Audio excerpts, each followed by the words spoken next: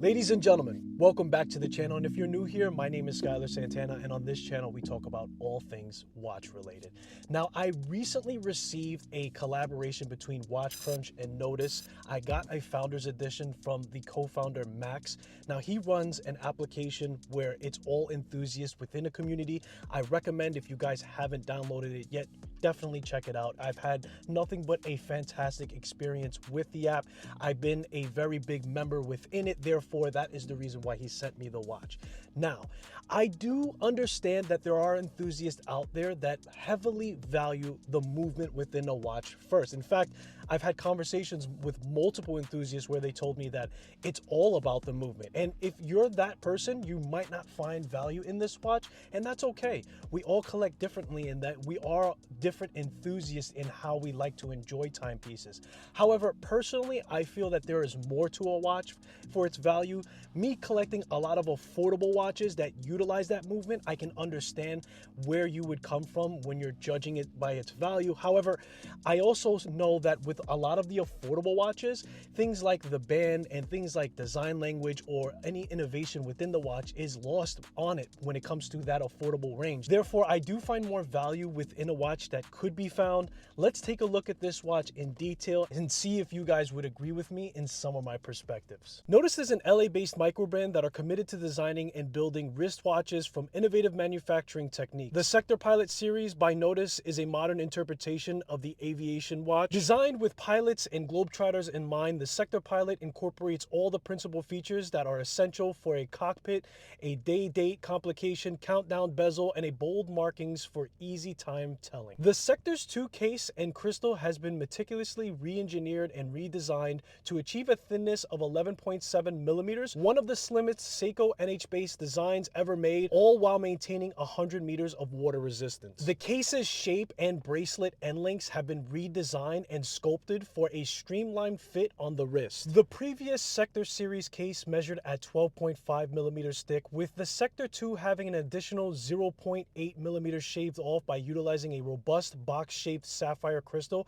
which allows the dial and the hands to sit closer to the glass compared to the conventional crystal shapes. With the hands and dial pushed up into the glass cavity, the results is an extremely efficient design and a high-end aesthetic. Now, this Flyboy edition represents a collaboration between co-founder Max from WatchCrunch and, of course, Nodus as a brand. It was constructed to be an everyday wear timepiece with specific design and features that watch nerds can love. The first launch of the Flyboy was a limited run of 99 pieces, and that quickly sold out within the community of WatchCrunch as a platform. But because of the high demand, there is a non-limited edition of the Flyboy that will be made to order. 316L stainless steel is what we received for the case, bezel, and bracelet. It measures at 40 millimeters at the bezel width, 38 millimeters for the case width, 11.7 millimeters of thickness, 47 millimeters lug to lug. The crown is 6.8 millimeters, and it has a 20 millimeter strap-friendly lug width. And we are receiving 100 meters of water resistance. Powering this movement, we get an NH36 partial day and date complication. Seiko being a very reliable manufacturer of movements, the movement is very robust. It's going to last a very long time. And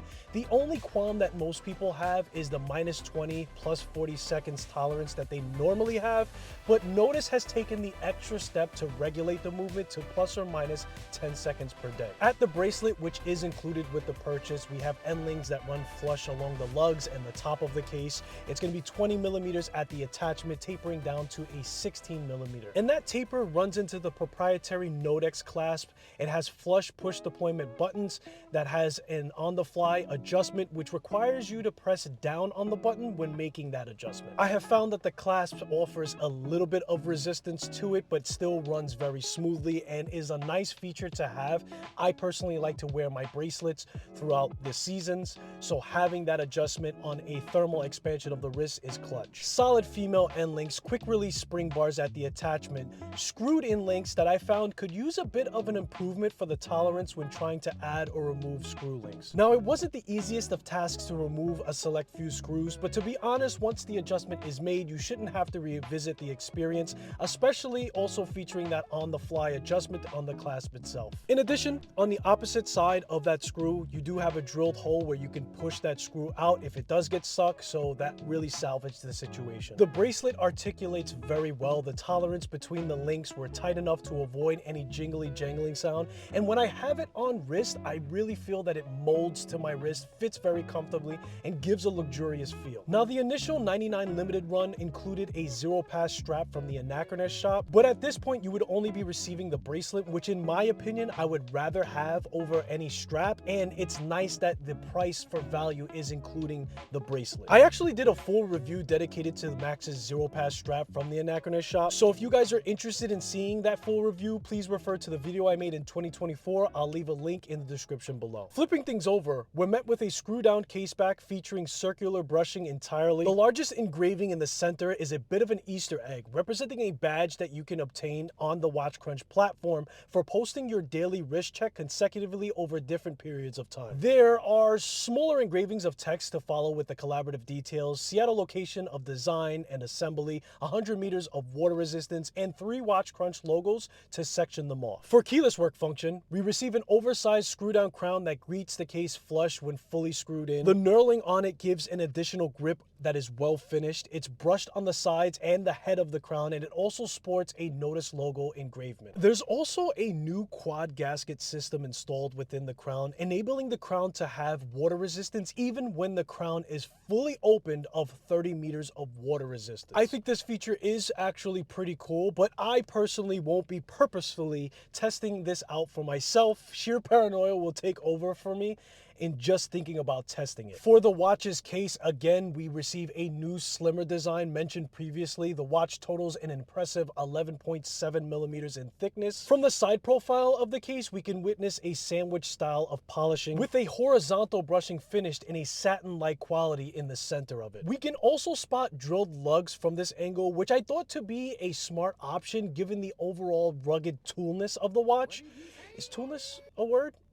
It should be. Now, the polishing on the chamfer of the lug is equally impressive and is done to a mirror-like finish. On the top of the lugs, we have vertical brushing, and although visibly in between the lugs we won't spend much time gazing at, Nodus also went through the trouble of polishing this as well within the inner portion of the lugs being brushed. For the bezel, we get 120 unidirectional clicks. It has a brushed ceramic inlay that is fully loomed. Now, the bezel system is also something new. It uses 2 suspension springs that suspend a steel dampening ring under the bezel. This system will allow for debris to fall out of it easily, which increases its longevity and durability overall. The green colorway to the bezel insert is a nod to the WatchCrunch logo, and I love how they decided to go with this design to represent the collaboration. Instead of something more on the nose, it's more like if you know, you know, you know?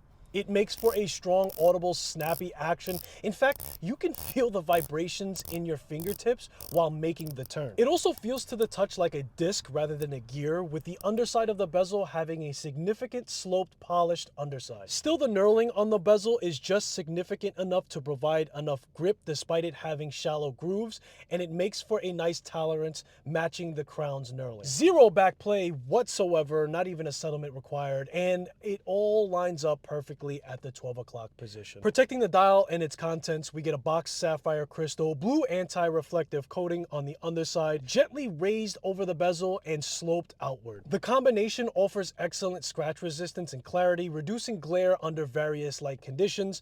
I had 0 issues under legibility, and in some cases the crystal can vanish from sight. Just under that crystal, we get broad loomed oversized hands commonly found in pilot watches. They are primarily filled with white loom and have a floating representation given the black base of all 3 hands. The second hand extends itself to the edge of the dial. It's a tricolor, being yellow for its tip, transitioning to a green equal to the thickness of the section housing the indexes. Green in the center to match its bezel insert, and a black finish at the base with the hour hand stopping just at the end of the dial step. This hour hand has been recessed to help fit the NH movement into the slimmer case. Overall, the hands are super clean clean and legible in proportions. The dial begins with a white painted minute marker nicely sloped in an angle that sections off at the 3, 6, 9, and 12, giving the impression of individual pieces. Heck, they might even be. Between the hour positions, we get cream colored bars at the 3, 6, 9, with the 12 receiving a triangle as a nod to aviation design. Moving inward, we have what I would imagine to be a PVD coated plate housing applied Arabic indexes oversized for the 3, 9,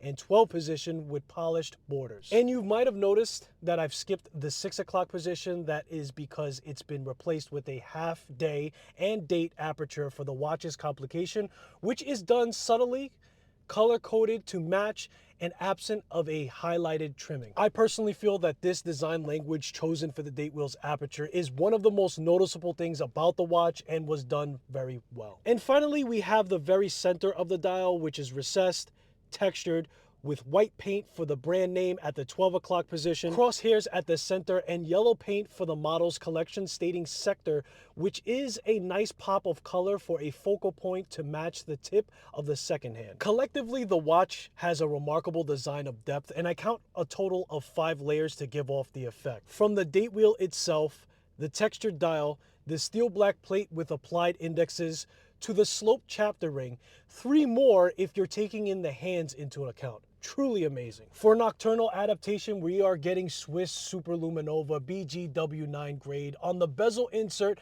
the hands, the indexes, including the beige markers, and Nodus has applied a handsome amount of material to make sure that this will last throughout the entire night, and it does. Overall, this timepiece is truly an enthusiast edition with its connection to the WatchCrunch community, and I am honored to have been selected to be given the watch that houses tons of design language, specifications, and innovation done right. Surely you can hold the position to weigh and measure a watch only by its movement, and if that is what you value the most, I can respect that ideology. However, given the positive track record of the NH series and the improvements to its accuracy through regulation from Nodus, a slimmer, innovative design in the case with drilled lugs, improved longevity for the bezel function, water resistance of 30 meters with the crown wide open, a quick release proprietary clasp diver extension bracelet included with the purchase, it is in my opinion that the $550 cost for the timepiece is well justified. So let me know in the comments if I have convinced you of the watch's value and given you any kind of different perspective within it. If I haven't, that's okay.